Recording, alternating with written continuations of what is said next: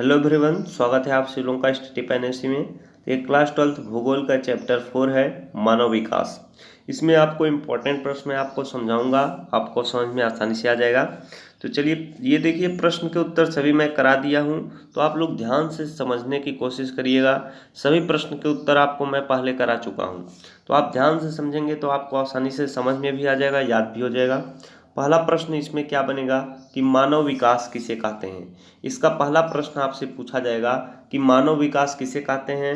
तो आप परिभाषा लिखेंगे, ऐसा विकास जो लोगों के विकल्पों में वृद्धि करता है और उनके जीवन में क्या सुधार लाता है, वह मानव विकास कहलाता है। डॉक्टर मकबूल उल हक, देखिए कहीं कहीं पर तो डॉक्टर मकबूल उल हक का नाम भी गलत दिया हुआ है, तो परिभाषा भी कहीं कहीं क्या हुई है, अलग थलग कर दी गई है। तो आप यही लिख देंगे, आपको पूरा का पूरा नंबर मिल जाएगा। ऐसा विकास जो लोगों के विकल्पों में वृद्धि करता है और उनके जीवन में क्या सुधार लाता है, मानव विकास कहलाता है। आशा करता हूँ आपको इतनी बात समझ में जरूर आ गई होगी। परिभाषा देखिए आपको सेम टू सेम लिखना होगा, नहीं तो आपके प्रश्न के उत्तर जो है गलत काट दिया जाता है। जब किसी भी विद्वान के तहत परिभाषा पूछा जाता है तो जो बोले हैं वही लिखना है। अगला प्रश्न आपका बनेगा, वृद्धि किसे कहते हैं या वृद्धि का अर्थ क्या है।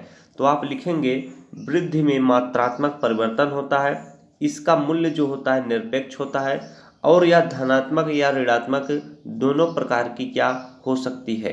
तो वृद्धि में क्या मात्रात्मक परिवर्तन होता है, पहला पॉइंट याद करेंगे। दूसरा पॉइंट लिखेंगे, इसका मूल्य निरपेक्ष होता है और यह धनात्मक या ऋणात्मक दोनों प्रकार की हो सकती है।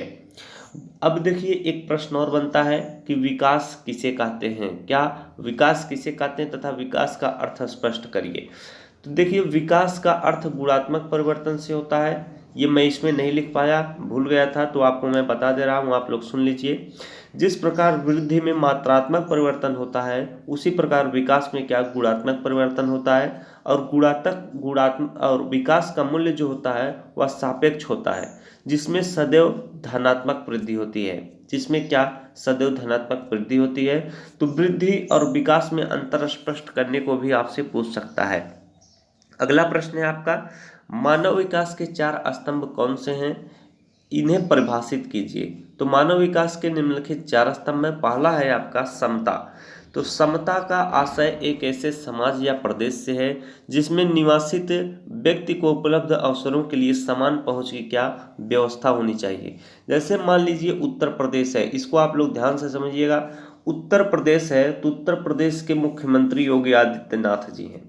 वो बोले हैं कि उत्तर प्रदेश के सभी व्यक्तियों को 1,000 रुपया दिया जाएगा, चाहे वह जनरल कैंडिडेट हो, चाहे वह ओबीसी कैंडिडेट हो, चाहे वह SC ST कैंडिडेट हो। तो सभी को क्या 1,000 रुपये समान दिए जाएंगे। जब वो सभी व्यक्तियों को 1,000 रुपये समान रूप से देंगे तो वह किसके अंतर्गत आता है, समता के अंतर्गत आता है। लिखिएगा, समता का आशय एक ऐसे समाज या प्रदेश से है जिसमें निवासित प्रत्येक व्यक्ति को उपलब्ध अवसरों के लिए समान पहुंच की क्या व्यवस्था हो। अगला इसमें लिखेंगे सतत पोषणीयता।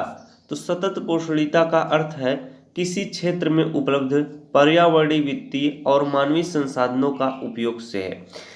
ये देखिए, जो पर्यावरणीय, वित्तीय, मानवीय संसाधन उपलब्ध हैं उनका प्रयोग हमें इस प्रकार से करना चाहिए कि जिससे आने वाली पीढ़ी भी क्या उसका उपयोग कर सके।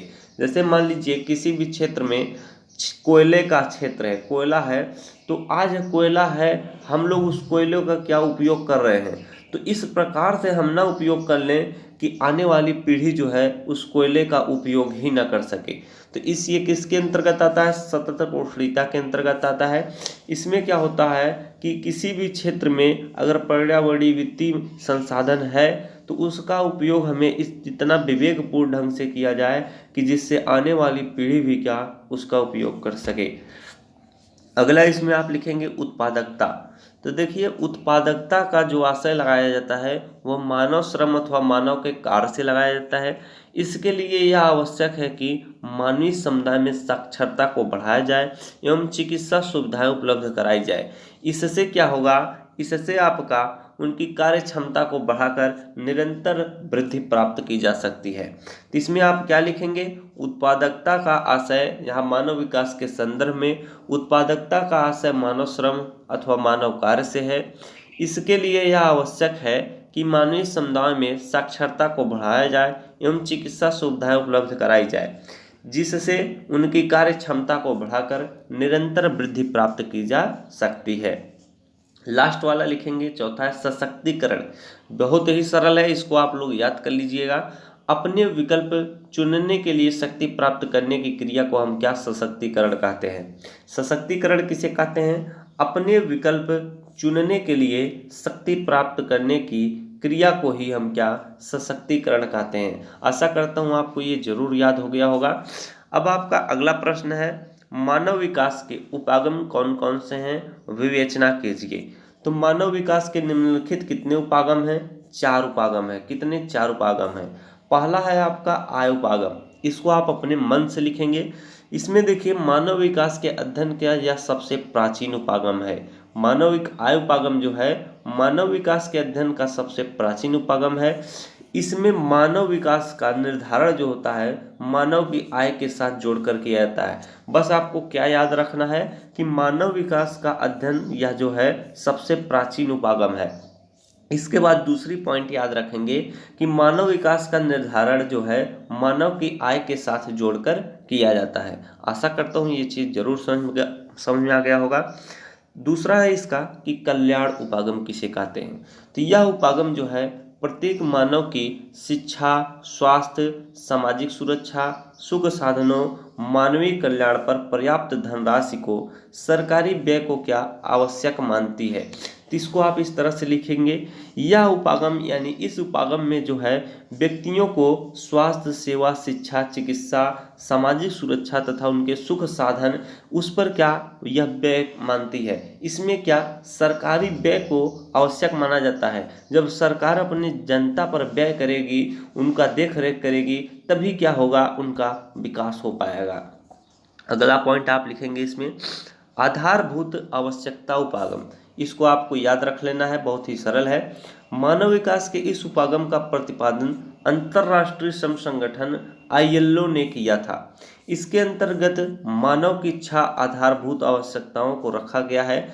जैसे देखिए यहाँ पर पहला है स्वास्थ्य है, दूसरा है आपका कितना शिक्षा है, इसके बाद भोजन है, जल है, स्वच्छता है, आवास है। इनको क्या इसमें रखा गया है आधारभूत आवश्यकता उपागम में।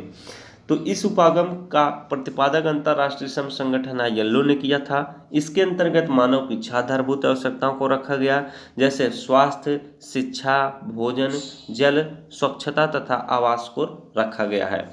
चौथा है आपका क्षमता उपागम। मानव विकास के इस उपागम का प्रतिपादन भारतीय अर्थशास्त्री प्रोफेसर अमर्त्य सेन ने किया। उनकी दृष्टि में मानवीय क्षमताओं का विकास कर उनकी संसाधनों तक पहुंच को क्या बढ़ाया जा सकता है। बस आप यहीं तक लिखेंगे। इसमें देखिए इस मानव विकास के उपागम का प्रतिपादन भारतीय अर्थशास्त्री प्रोफेसर अमर्त्य सेन ने किया। इतनी बात याद हो गई होगी। इसके बाद आप लिखेंगे उनकी दृष्टि में, या उनको लिखना चाहें तो ये चीज ना लिखना चाहें तो ना भी लिख सकते हैं। इसके बाद आप लिख दीजिएगा कि मानवीय क्षमताओं का विकास कर उनकी संसाधनों तक पहुंच को क्या बढ़ाया जा सकता है। इतना लिख देंगे, आपका उत्तर कंप्लीट हो जाएगा। तो इस तरह से आपके ये पाठ के जितने थोड़े इंपॉर्टेंट प्रश्न बन रहे थे वो रिवीजन के तौर पर मैं आपको समझा रहा हूँ, जिससे आपको क्या आसानी से याद हो जाए। तो इसी प्रकार के मददफुल वीडियो पाने के लिए चैनल को जरूर सब्सक्राइब कर लीजिएगा। वीडियो को लाइक और शेयर करना ना भूलिएगा। धन्यवाद।